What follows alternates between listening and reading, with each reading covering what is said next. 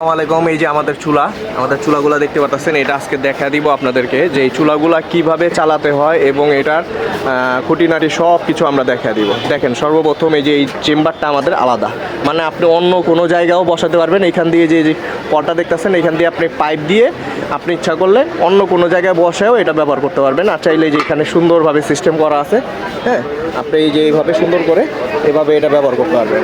আচ্ছা, আর এইখানে হলো গিয়ে আপনারা সবাই জানেন যে এইখানে হলো গিয়ে প্রথমে একটু দিতে হয়, টিস্যু পেপার দিতে হয় বা অন্যান্য কাপড় কিছু একটা দিতে হয় প্রথমে।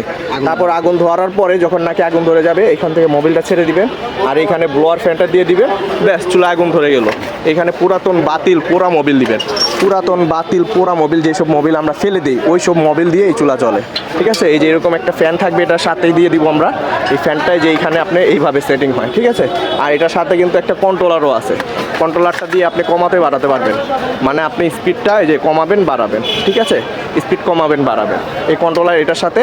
আর এই যে কন্ট্রোলার কিন্তু কারেন্টের সাহায্যে চলবে, কন্ট্রোলার চলবে কারেন্টের সাহায্যে, আর চুলা চলবে মোবিলের সাহায্যে, ঠিক আছে। আর এখান থেকে যখন হাই স্পিড বাতাস ওইটার ভিতরে চলে যাবে, তখন এখান থেকে কিন্তু অনেক উঁচা আগুন জ্বলে, অনেক বেশি আগুন, অনেক স্পিড, আগুনের স্পিড অনেক বেশি, ঠিক আছে।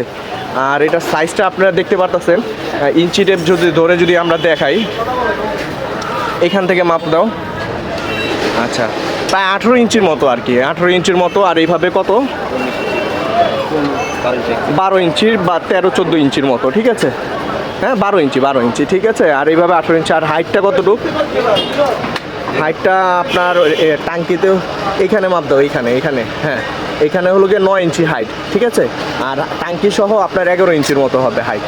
হ্যাঁ, আপনারা সব কিছু দেখতে পারলেন। আর অর্ডার করার জন্য অবশ্যই ডেলিভারি চার্জ অগ্রিম দিতে হবে। ডেলিভারি চার্জ অগ্রিম ছাড়া আমরা কোনো অর্ডার নেই না। এই যে এখানে যা দেখতেছেন সব ডেলিভারি হয়ে যাবে, এখন সবাই ডেলিভারি চার্জ দিয়েছে। আমরা ডেলিভারি চার্জ ছাড়া অগ্রিম নেই না ভাই। আমরা দরকার হলে 100 পিসের জায়গায় 20 পিস বিক্রি করব, কিন্তু ডেলিভারি চার্জ ছাড়া আমরা দিব না। আমাদের দরকার নেই 100 পিস বিক্রি করা, আমরা 20 পিস বিক্রি করব। যারা নাকি জেনুইন কাস্টমার তারা অবশ্যই ডেলিভারি চার্জ দিবে, যারা নাকি মাল নিবে তারা অবশ্যই ডেলিভারি চার্জ দিবে। ডেলিভারি চার্জ দিবেন, আপনি প্রোডাক্ট হাতে পাবেন, মালের দাম দিবেন। ডেলিভারি চার্জ দিবেন না, অর্ডার কনফার্মও হবে না দাদা। যদি মনে চায় তাহলে আমাদের দোকানে এসে নিয়ে যেতে পারেন। আমাদের দোকানের ঠিকানা তো সবাই জানেনি, এভি ইলেকট্রিক, এই নবাবপুর আইসা তাজ বাংলা ব্যাংকের অপোজিটে বা সেন্ট্রাল মার্কেটের অপোজিটে আমাদের দোকান। এই সেন্ট্রাল ইলেকট্রিক মার্কেট, এই মার্কেটের অপোজিটে এই 1 নাম্বার দোকান, এই আমাদের 2 নাম্বার দোকান, ঠিক আছে। আমাদের 2 নাম্বার, এই যে এই দোকানে এরকম একটা সাইনবোর্ড দেখবেন, হ্যাঁ এরকম একটা বোর্ড লাগানো আছে, আর এরকম এভি ইলেকট্রিক লেখাই আছে।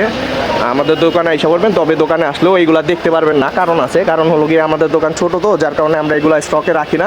এগুলো প্রতিদিন সন্ধ্যার পরে আসে, যাদের নাকি অর্ডার থাকে আমরা আবার সন্ধ্যার পরে এগুলো সব ট্রান্সপোর্টে দিয়ে দিই, যার কারণে এগুলো আমাদের দোকানে স্টকে থাকে না, ঠিক আছে। যদি অর্ডার করতে হয় অবশ্যই ডেলিভারি চার্জ অগ্রিম দিতে হবে। ডেলিভারি চার্জ অগ্রিম ছাড়া কোনো অর্ডার কনফার্ম হবে না। সবাই ভালো থাকবেন, আসসালামু আলাইকুম।